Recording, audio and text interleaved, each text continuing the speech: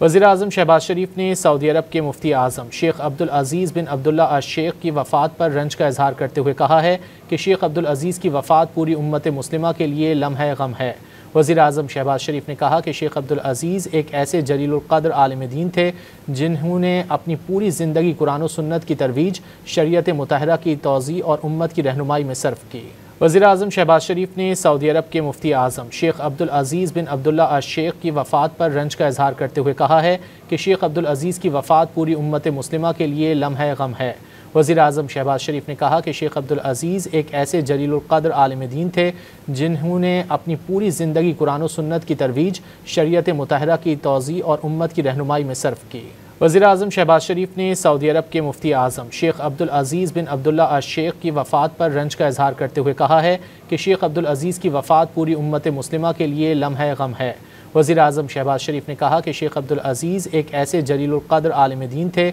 جنہوں نے اپنی پوری زندگی قرآن و سنت کی ترویج، شریعت مطہرہ کی توضیح اور امت کی رہنمائی میں صرف کی۔